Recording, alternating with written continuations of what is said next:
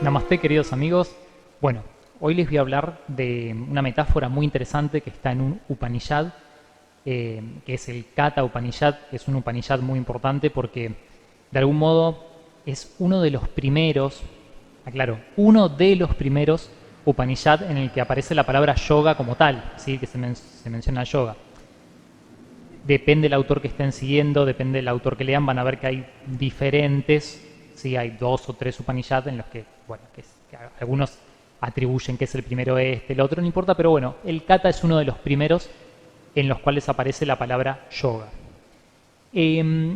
Por si no saben, bueno, hablando un poquito de los Upanishad son como la parte más reciente del corpus védico, ¿sí? ¿Recuerdan los Vedas? Los Vedas son aquellos textos que de algún modo son el sustento, digamos, la materialización del vedismo, esa religión que trajeron que llevaron los arios a aquellos habitantes del Valle del Río Indo, que bueno, tengo algunos videos al respecto que también pueden mirar como para saber un poco cómo viene el tema histórico. De ese corpus védico, de los Vedas, digamos, los Upanishads son como la parte más reciente, ¿sí? Lo cierto es que los Upanishads son, a ver, no son homogéneos, la verdad es que son bastante heterogéneos en los temas que tratan. Piensen que hay Upanishads que son tántricos, o sea que en realidad hay muchísimo, una variedad enorme de temas dentro de los Upanishads. De por sí, bueno, Upanishad un poco, digamos, cuando uno fracciona la palabra, etimológicamente significa algo así como sentarse debajo, sentarse a los pies del maestro, y de algún modo representa esa situación, esa forma de transmisión del conocimiento, por vía oral, por supuesto, en la que bueno, el maestro transmitía a los alumnos, a los discípulos, mejor dicho, el conocimiento. Un poco de ahí viene bueno, el nombre, el significado del nombre Upanishad. A ver, este Upanishad, el Katha Upanishad, es un Upanishad intermedio, es decir, cuando se ubica en la fecha, saben que es muy difícil datar estos textos, pero bueno, es un Upanishad intermedio. ¿Qué significa intermedio? Lo mismo de siempre. Depende a quién estén leyendo. Para algunos son Upanishad que tienen, digamos que son del año 3000 a.C., para otros son Upanishad que son del siglo más o menos V a.C., ¿sí? Siempre es muy complicado poner fecha a este tipo de textos. Lo cierto es que los Upanishad, digamos, la importancia que tuvieron los Upanishad de algún modo es que representan un poco un quiebre, un cambio en la filosofía, a ver, no en la filosofía, sino en el contenido anterior de los Vedas, ¿sí? Representan un poco un quiebre, sobre todo estos Upanishad intermedios. Y bueno, de algún modo los Upanishad también lo que contienen es lo que va a ser el fundamento del Vedanta, el famoso Vedanta, ¿sí? Muchas de las ideas de la filosofía Vedanta se asientan en los principios manifestados, escritos en los Upanishad. Son textos muy interesantes, como decía, súper heterogéneos, que invito a que los lean. Hay muchos libros con los que hay explicaciones de los Upanishad, así pueden ir cotejando un poco el texto con la traducción y la explicación. Pero bueno, la verdad es que son muy, muy interesantes. Bien, ¿qué más? A ver, empezamos entonces con esta metáfora, con esta imagen que yo les decía que trae un poco el Katha Upanishad. Lo cierto es que el Katha Upanishad, a través de una metáfora sobre un carro y unos caballos, da toda una, digamos, trae, insisto, metafóricamente, los elementos de Karana. Karana es como la psique, ¿sí? Y saben que tenemos Antakarana y Bayarkarana, ¿sí? Según haga referencia, digamos, al órgano interno o al órgano externo. ¿A qué me refiero? O dónde también pueden encontrar este tipo estos términos que se utilizan. ¿Se acuerdan?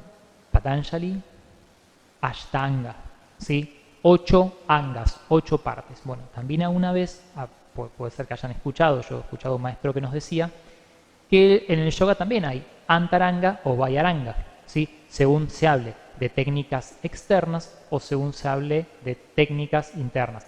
La palabra no sería técnica, ¿sí? Porque recuerden que la palabra que se traduce como técnica es kriya, por eso en yoga tenemos kriyas, por ejemplo, en todo lo que es el Hatha Yoga, Herana Samhita, Hatha Yoga Pradipikya, que son textos de la Edad Media, ahí se tratan muchos kriyas, ¿sí? Y ven que hacen técnicas de limpieza del cuerpo. Bueno, eso técnicamente Kriya, bueno, valga la redundancia, ¿no? Técnicamente Kriya significa técnica, por así decirlo.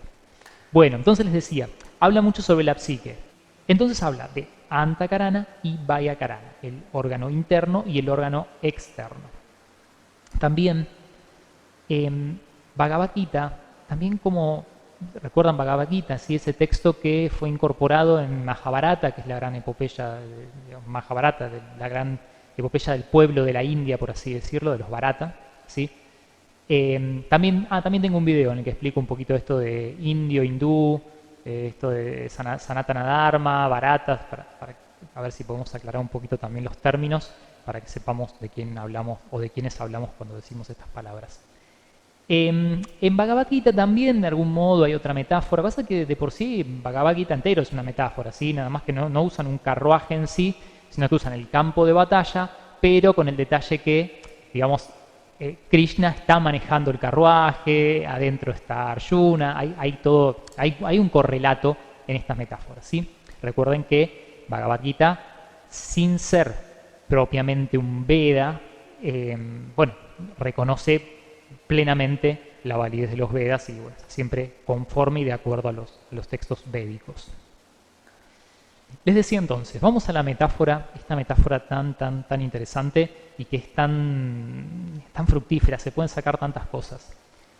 En esta metáfora se representan algunos elementos de Karana, la psique, de Antakarana y de Vayakarana. De Antakarana, que es propiamente el órgano interno, van a ver que se menciona Buddhi y se menciona Manas. Y de Vayakarana, que es el órgano externo, se mencionan los sentidos, que algunos los van a llamar Buddhindriyas y otros Ñañandriyas, ¿sí? A diferencia de los Karmandriyas, que son los de acción. ¿Sí? Acá estamos hablando de los de percepción, los sentidos. Muy similar al concepto que tenemos nosotros de sentidos, los 5 sentidos. Bueno, es un concepto bastante similar. Entonces les decía, en esta metáfora, imagínense un carruaje tirado por caballos, ¿sí?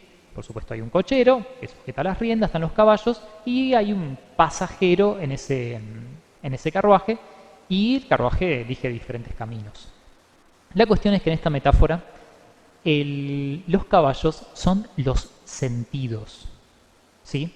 Imagínense, a ver, planteemos más o menos la escena, ¿no? Piensen que los caballos, si no están bajo control, corren desaforados por cualquier camino.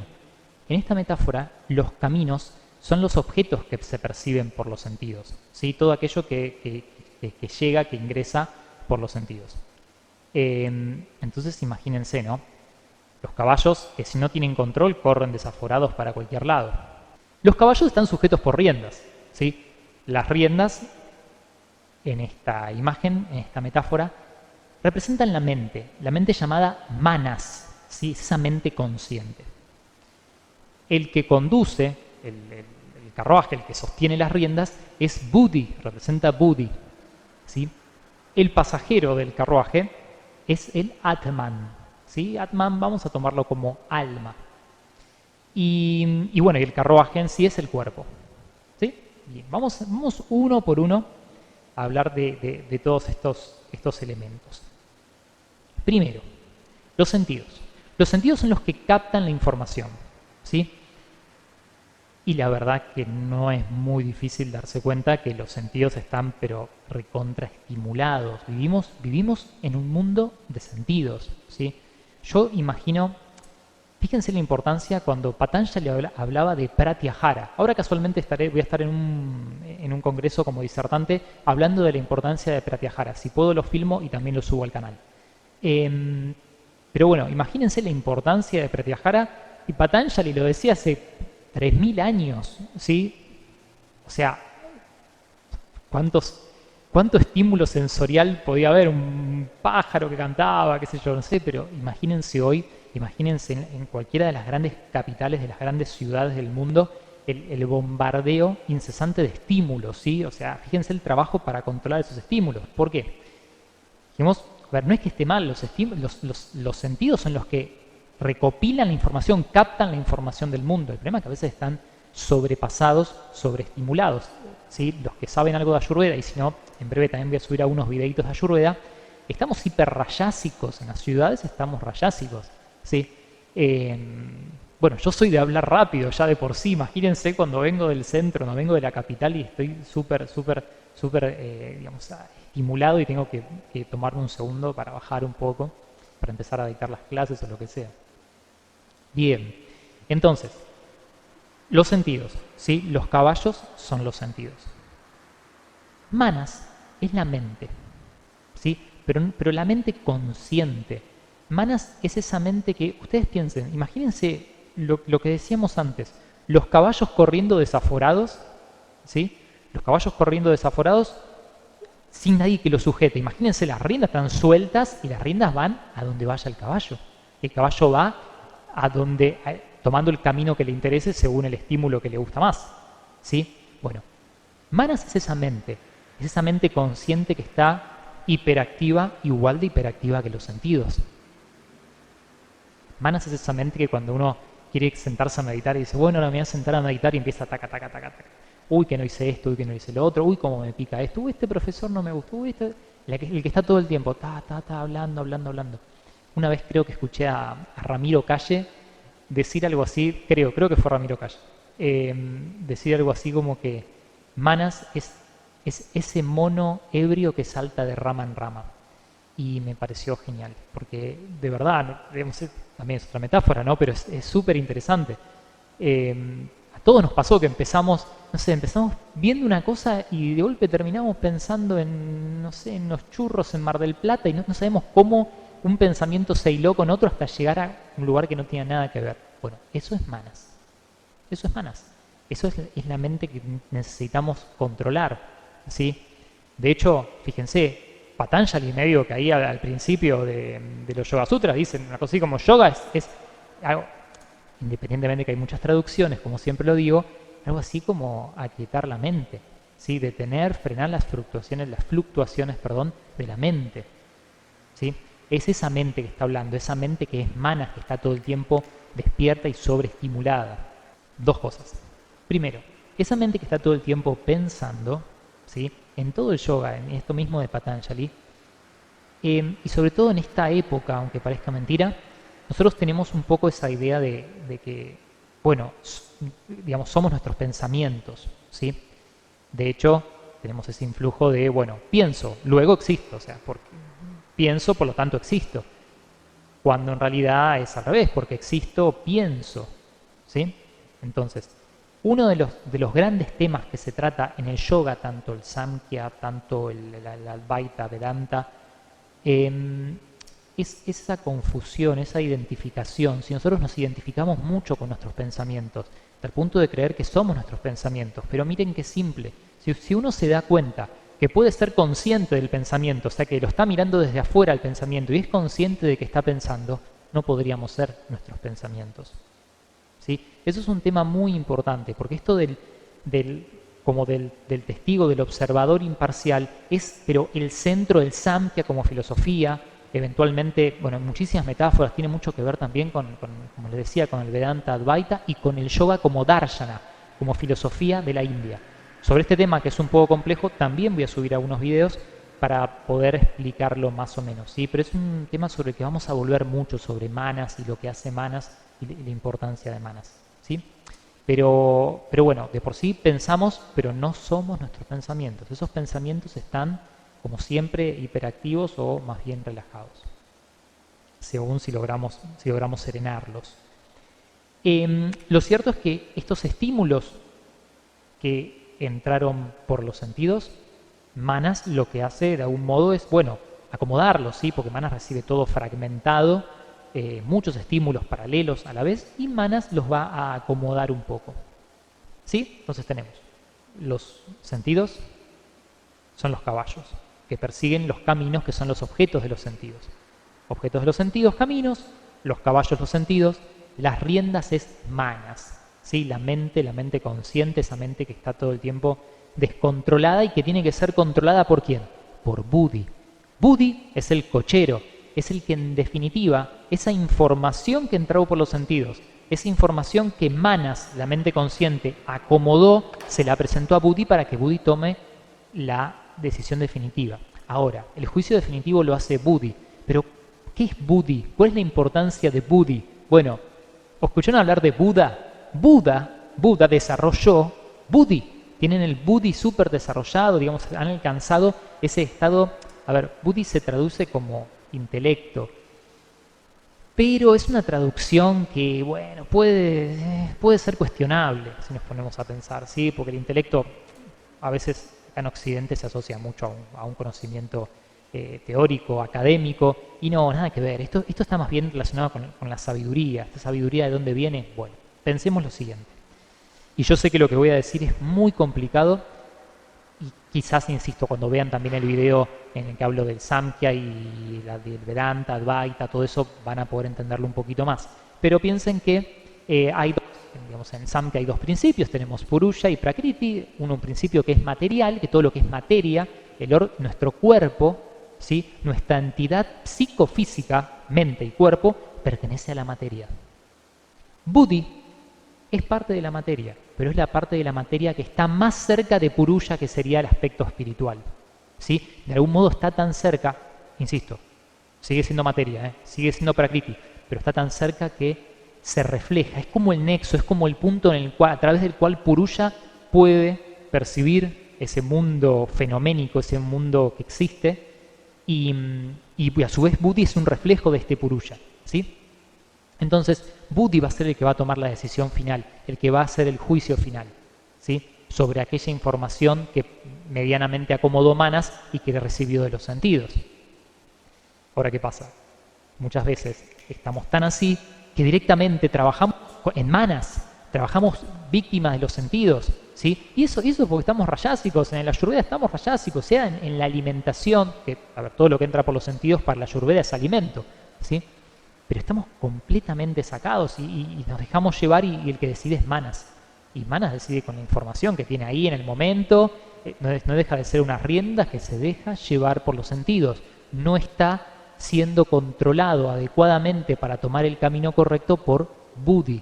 Buddhi es el que puede permitirnos orientar el camino y decidir de una manera sabia, de una manera correcta. Entonces el juicio final lo emite Buddhi.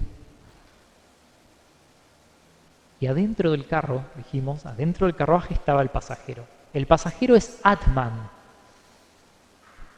Palabra importante si la hay, Atman. A ver. Y bueno, yo tengo que volver un poco al Vedanta Advaita, ¿sí? El Atman es Brahman.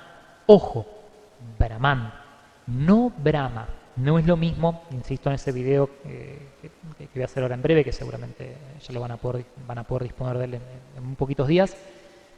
Brahman no es Brahma, no es necesariamente, o sea, no es lo mismo, ¿sí? Brahman es el uno, el único, el primero sin segundo, como se le dice, ¿sí?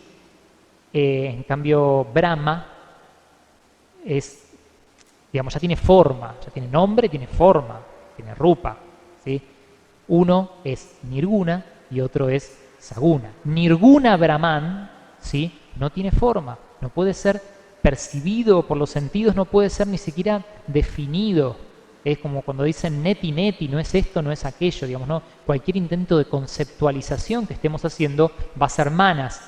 Manas es la parte física, es la parte, sigue siendo prakriti. ¿Cómo vamos a definir algo como Brahman a través de algo tan limitado como es lo físico? ¿Sí? Es como que no podríamos hacerlo.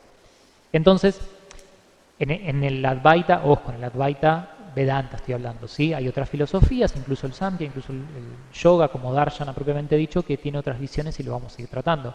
Pero si hablamos de una filosofía no dualista, ¿sí? Ese Atman va a ser Brahman. Bueno, en realidad, en definitiva, en el Advaita Vedanta, todo es Brahman. Todo es Brahman y nuestra percepción de los fenómenos del mundo fenoménico no es más que Maya, pura ilusión.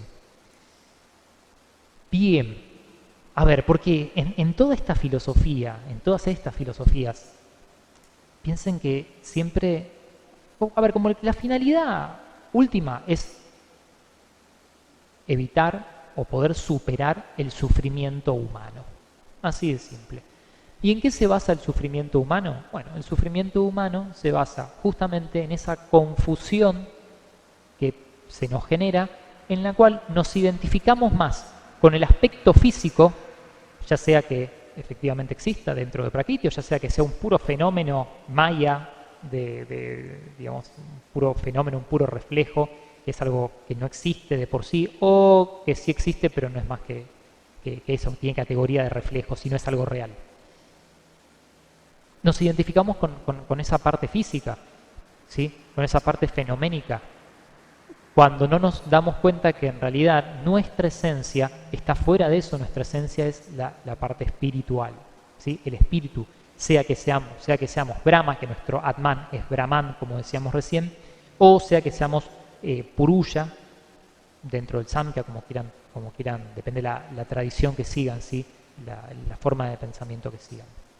Pero bueno, en definitiva, esta metáfora siempre me pareció súper atractiva y muy interesante, y sobre todo para verlo día a día, para verlo en la calle y decir, uy, estoy siendo víctima de mis sentidos, estoy actuando por manas, estoy actuando en un impulso que está siguiendo los sentidos y, bueno, no sé, me como ese alfajor, hago esto, hago lo otro, todas cosas que en definitiva sabemos que si actuáramos, a veces voluntariamente queremos callar a Buddhi porque sabemos en el fondo que si actuáramos conforme a Buddhi, conforme a un juicio real, haríamos las cosas como se deben, nos privaríamos de esa satisfacción que generan los sentidos, que es justamente propio de este tipo digamos, que genera este tipo de sufrimiento que tanto estas filosofías tratan, ¿sí? El dejarse llevar por los sentidos, por un manas desaforado, por los objetos de los sentidos. Bueno, como siempre, yo lo aclaro al final de cada video, lo que podemos ver en un video de 10, 15 minutos son superficialidades, ¿sí? Todo esto siempre forma parte de un contenido enorme, muchísimos libros, bueno, sí, milenios de desarrollo de un aspecto filosófico, un aspecto práctico, un montón de cosas. Así que bueno, yo siempre los invito a que sigan nutriéndose, que sigan desarrollándose, sea con un maestro. Escuchar a un maestro siempre es fantástico. Si no pueden, libros, lo que quieran. Siempre van a, digamos, el que quiere desarrollarse, el que quiere nutrirse de esto, siempre encuentra la manera de hacerlo, y yo los invito, porque hay mucho contenido, ¿sí? Y a veces parecería que dentro de toda la oferta de lo que se vende, siempre estamos en una superficialidad, porque bueno, meterse a fondo también involucra mucha dedicación. Si quieren, los invito a que avancen en esa dedicación, que siempre es muy gratificante. Muchísimas gracias a todos por haberme escuchado, espero que les haya gustado y nos estamos viendo en el próximo video. Gracias.